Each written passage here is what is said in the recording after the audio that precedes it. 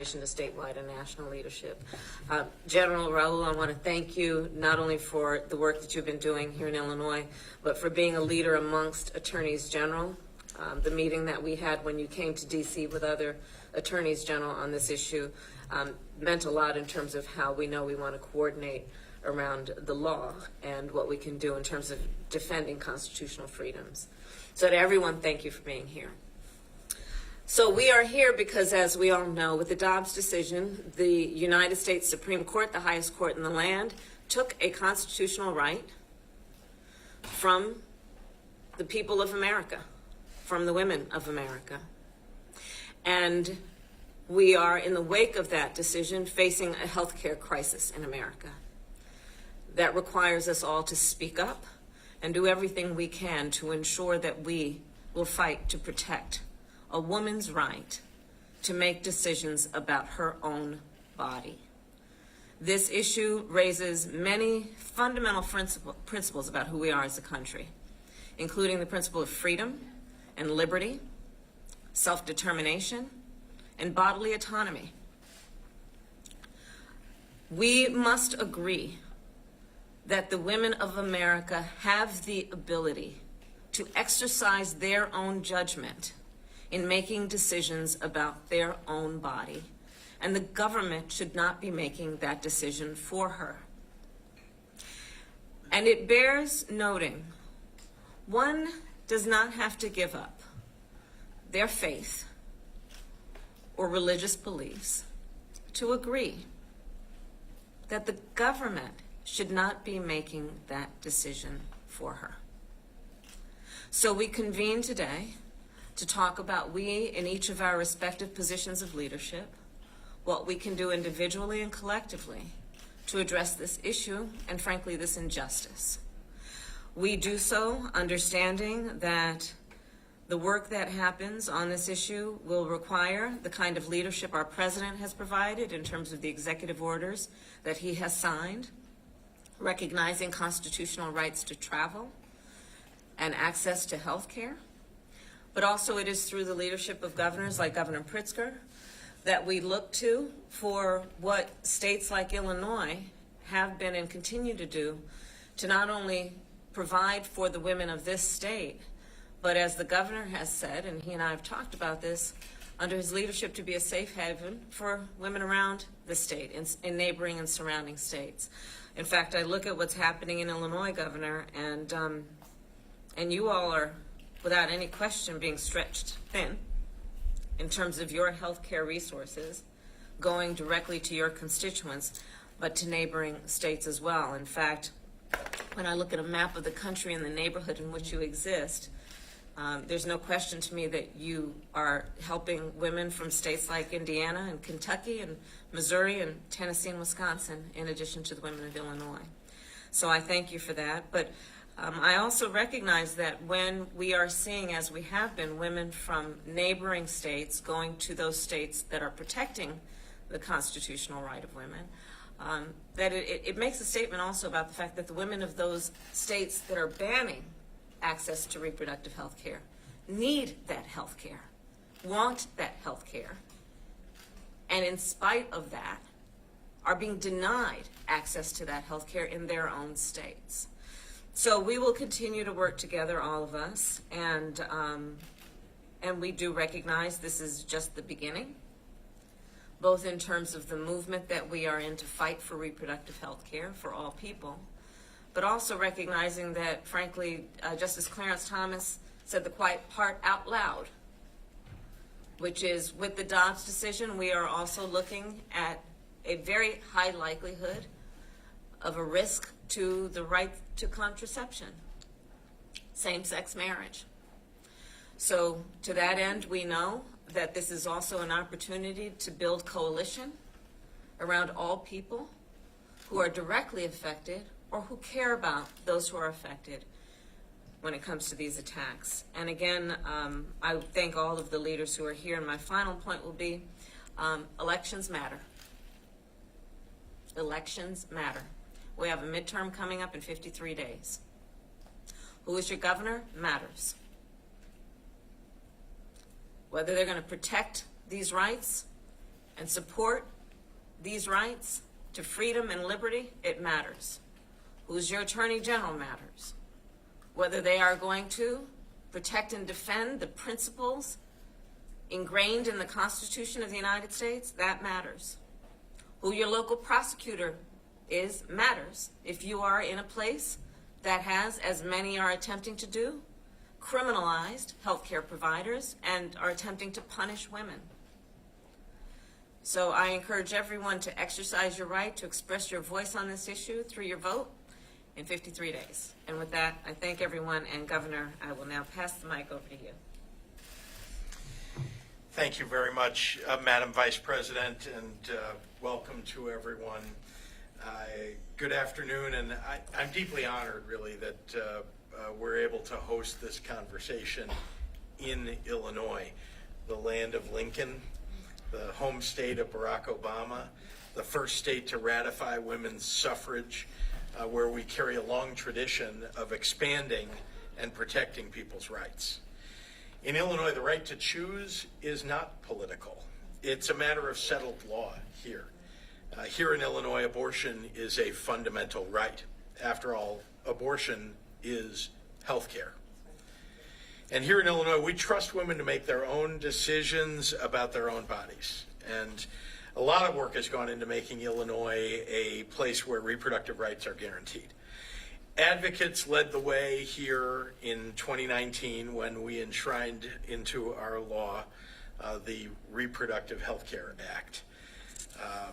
But we are surrounded by states, as the Vice President said, who do not value the rights that we have here in Illinois.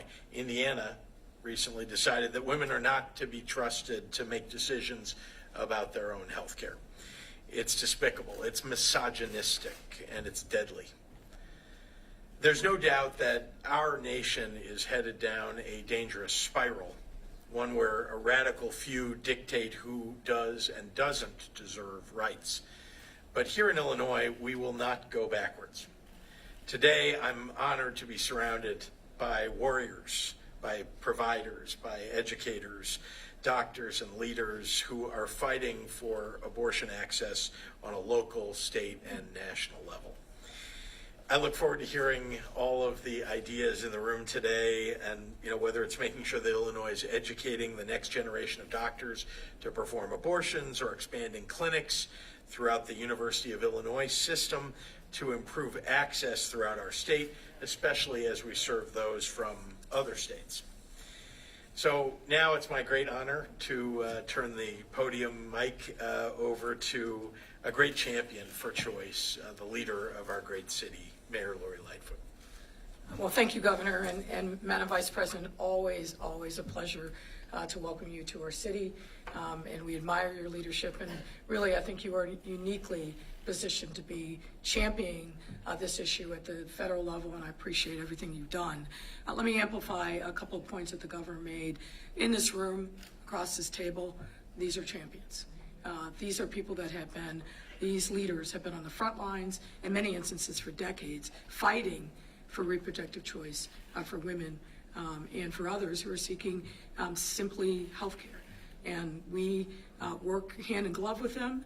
My role as mayor is to make sure that we listen, and importantly to make sure that they have the resources they need to be able to continue this vital work that really is more important than ever. Soon after we saw the leaked Dobbs decision, I issued an order directing 500,000 additional resources so that the folks who are on the front lines could provide additional services, could make sure that they're reaching the needs of the people that are calling on the hotlines that are afraid and that are traveling to our state. I'm proud to say, and I've shared with some of folks in the room, that I will be introducing a budget to our city council here in the next few weeks where we will substantially expand our financial commitment to make sure that every single one of these providers has the resources that they need. I do not want a woman or anybody else who's seeking reproductive care in the city of Chicago not to be able to come here, not to be able to recover, not to be able to travel because the resources aren't there. So that commitment is absolute, and we will be putting our money, more money, where our mouth is. I also want to address another issue that I know is of great concern to many, which is the states that are seeking to criminalize the people who are seeking reproductive services in other states, or the providers who provide those services. Frankly, it reminds me of the fugitive slave laws, people seeking freedom in another state. Well, not here, not now, not in Chicago. So I issued an executive order earlier this summer that barred any city agency, and notably our police department, from cooperating in any way with any of these states that are seeking that kind of information to try to criminalize women or providers. We know how to do that because we've done that in the context of not cooperating with ICE regarding immigration issues, and we stand firm in that, and we will be codifying that as part of our municipal code, hopefully with the passage of an ordinance in this next city council. So I believe in concrete, tangible actions. And that's what we've done. We put our money where our mouth is. We're listening and supporting our providers, and we're making sure that we're closing off all avenues for other states to try to demonize or criminalize women or the courageous healthcare providers who are making sure that abortion remains free and legal here, and safe and legal here in the city of Chicago. I'm now happy to turn it to Director Melanie Fontes Rainier. And I can't wait for you to hear from these leaders that are gathered around the table. Thank you. Thanks so much, Mayor and Madam Vice President and Governor.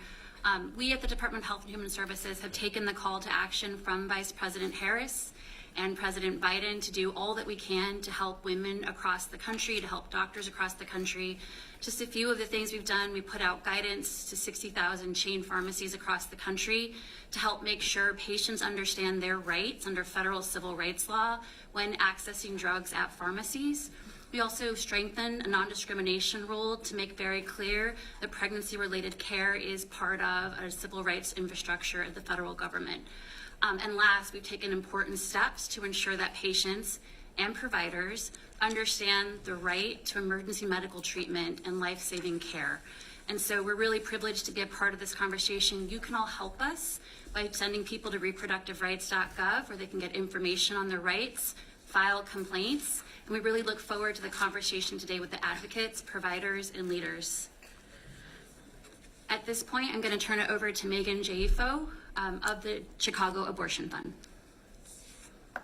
And after that, we'll hear from Congressman Davis, please. Thank you. Hi, everyone. Thank you for being here. Thank you for this opportunity and for convening this group of abortion care providers, students, advocates for reproductive freedom, and abortion funders. My name is Megan Jaifo. I use she, her pronouns. I'm a mama who's had abortions, and I have the privilege of being the executive director of the Chicago Abortion Fund.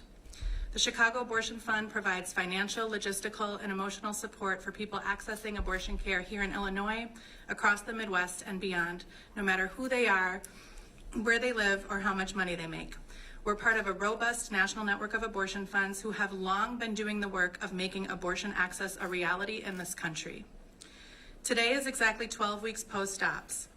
This year, we have received calls from over 4,500 people seeking support. People from over 40 states and 2 countries have received our support in accessing abortion care right here in Illinois. The Chicago Abortion Fund has been able to offer funding and wraparound supports like plane tickets, hotels, meals, and childcare to every single person we reach on our helpline. We assist with navigating Medicaid and private insurance coverage. We help people find clinics that work for them. We ask our callers what they need, and together we figure out how to make it happen. This model affirms that the adversity callers face in accessing abortion is not a personal or moral failure, but a systemic injustice. It should not be this way. The Chicago Abortion Fund should not have to exist. Abortion is healthcare, and healthcare should be free of hurdles, including stigma and shame, and all financial, logistical, and legal barriers. All people should be trusted to know their lives and bodies and to get the healthcare they need when they need it on a timeline that works for them. Now, in a time when millions of people are facing heightened barriers to care in their own communities, we in abortion funds nationwide are here to leverage our expertise, both to stand beside our callers as they navigate a chaotic and rapidly changing landscape, and to bring what we and our callers are seeing on the ground to the forefront of the conversation. Abortion funds are uniquely provided and are uniquely positioned both to get our callers the care they need and also to highlight the barriers we are seeing on the ground as part of strategic legislative and advocacy efforts that are poised to change those conditions. Since Roe has fallen, our callers are facing longer journeys and the scale of our logistical support has increased dramatically. We know that Illinois has long been a regional access point due to less prohibitive costs and fewer restrictions, but in this new reality, as more bans and restrictions are implemented, we are a national access point. We as people in Illinois, in Chicago, the birthplace of the reproductive justice movement, have a responsibility to support our neighbors who can no longer access care in their own communities. We as people in this country have a responsibility to support all people facing barriers to basic health care, regardless of arbitrary state lines and imposed borders, and despite the efforts of anti-abortion lawmakers. I'm so thankful, and I know my colleagues at this table are thankful, that we have a unique opportunity today to bring what we are seeing as frontline workers to the Vice President and to the representatives and lawmakers from our city and state here today. We're here to talk. We're here to illustrate the reality of this moment and its impacts on low-income people, parents, families, people of color, women, trans and gender nonconforming people, people living in rural communities, and immigrants. Everyone loves someone who's had an abortion. Thank you. I'd like to introduce Representative Danny Davis. Thank you very much, and thank you, Madam Vice President.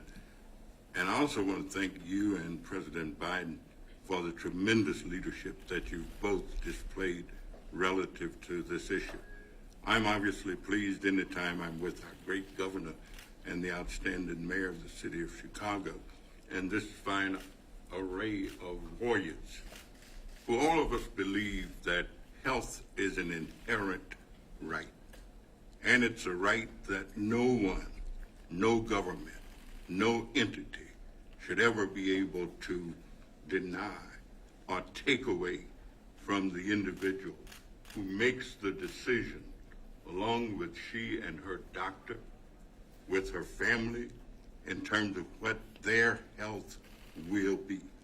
We've been protected, and I can assure you, and it's good that we're at this great academic institution, one of the best in the nation, the University of Illinois, at Chicago, that those of us in Illinois will continue to do everything in our power to make sure that every citizen of our nation has the right to privacy, has the right to make health decisions, and the right to make sure that our country is open and free.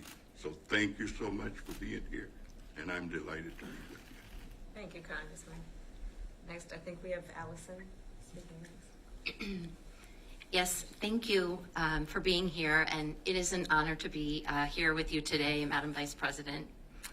I am the Medical Director of Family Planning Associates, a health center on the west side of Chicago and one of the largest abortion care facilities in the country.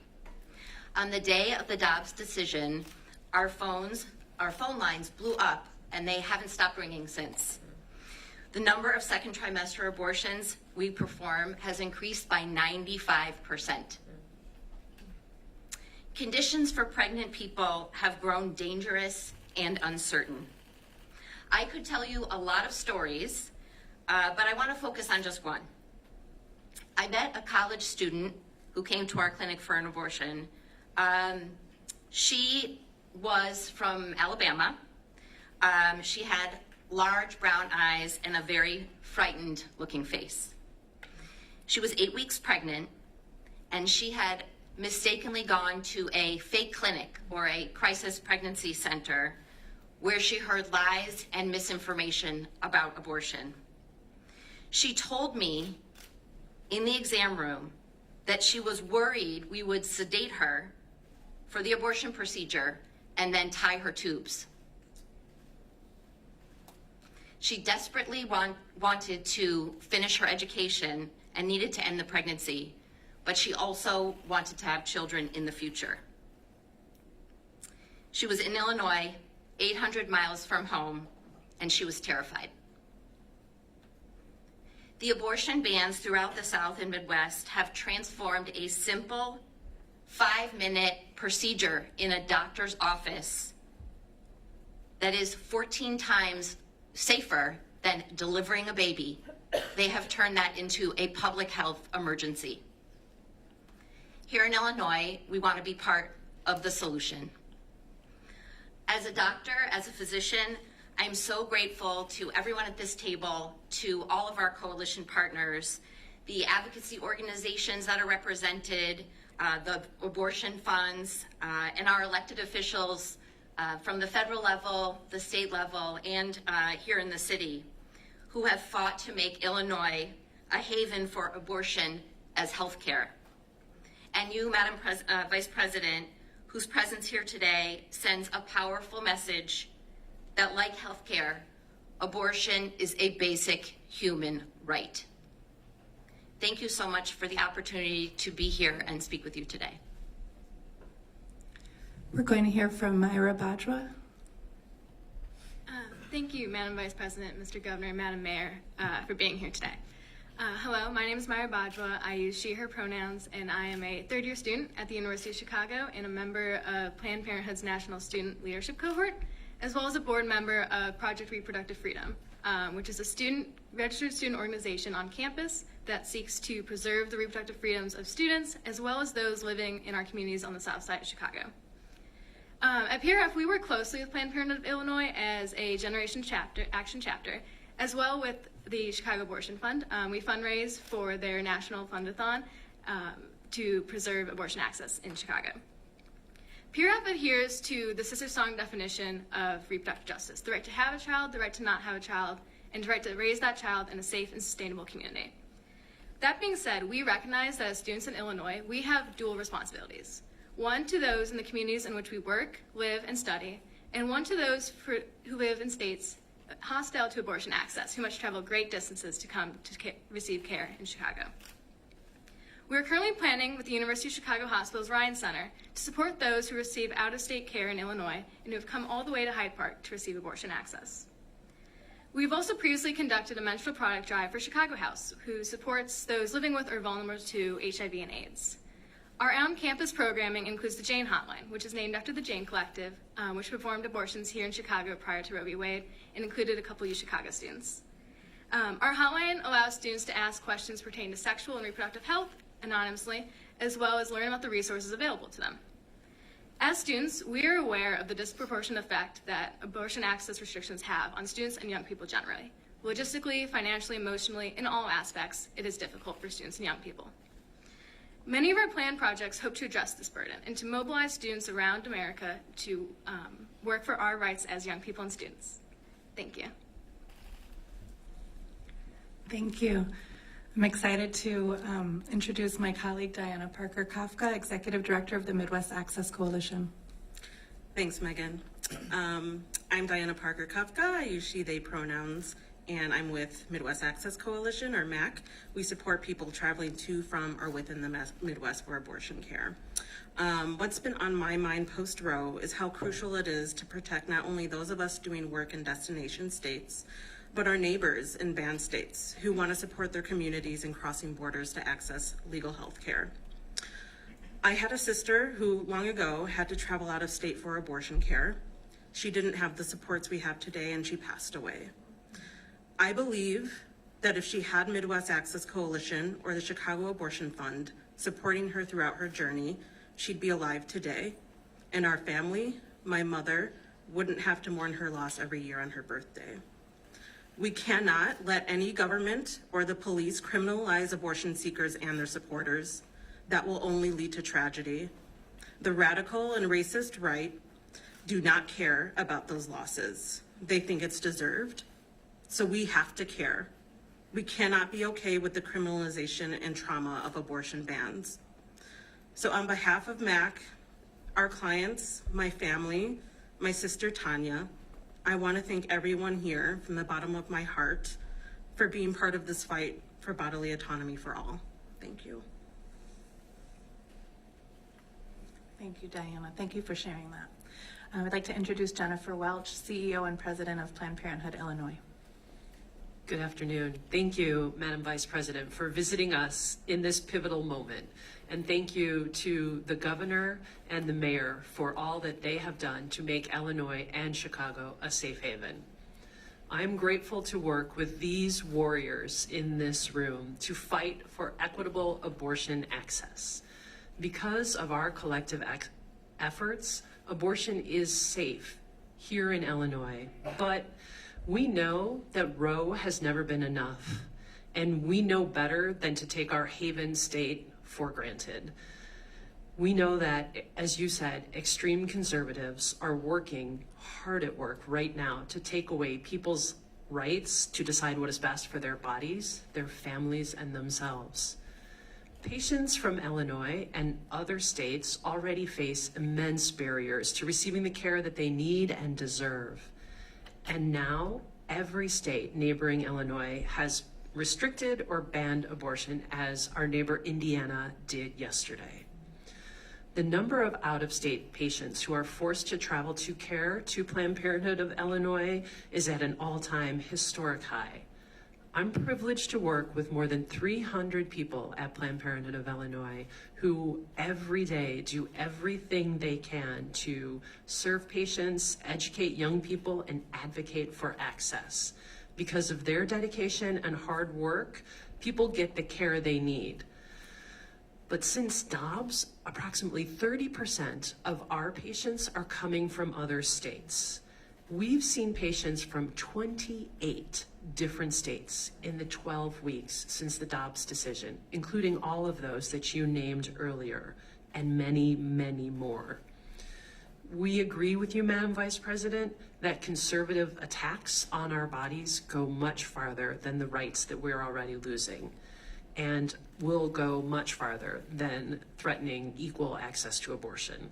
I'm grateful for everything that the Biden-Harris, Pritzker-Stratton, and Mayor Lightfoot's administrations have done to protect our care. And I am in this fight with Planned Parenthood, and again, all of the amazing warriors in this room, to make sure that we maintain access for everyone, no matter what. Thank you.